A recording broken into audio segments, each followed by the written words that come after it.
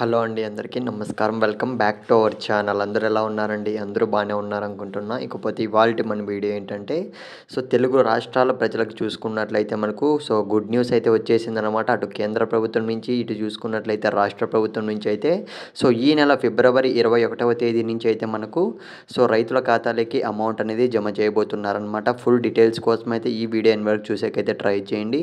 ఇకపోతే video start చేసే ముందు మీరు ఇంకా మన ఛానల్ సబ్స్క్రైబ్ చేసుకోకుంటే ఇలాంటి మరిన్ని ఇంపార్టెంట్ అప్డేట్స్ కోసం అయితే వెంటనే మన ఛానల్ సబ్స్క్రైబ్ చేసుకొని పెట్టుకోండి.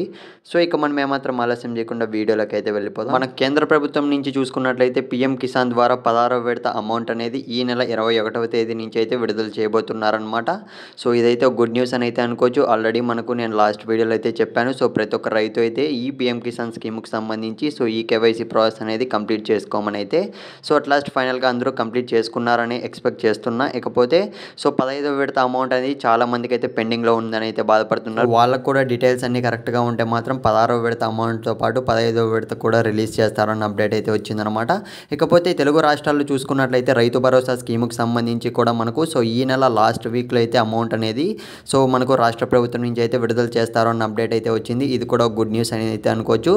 దీనికి సంబంధించి కూడా ప్రతి ఒక్క రైతు అయితే ఈ కేవైసీ ప్రాసెస్ అనేది కంప్లీట్ చేసుకోవాల్సి ఉంటుంది. ప్రతి విడతలాగే ఇప్పటికీ కూడా ఎవరైనా కంప్లీట్ చేసుకోకుంటే 20వ తేదీ వరకు అయితే మనకు ఛాన్స్ అయితే ఉందన్నమాట. ప్రతి ఒక్కరైతే ఈ కేవైసీ కంప్లీట్ చేసుకోండి.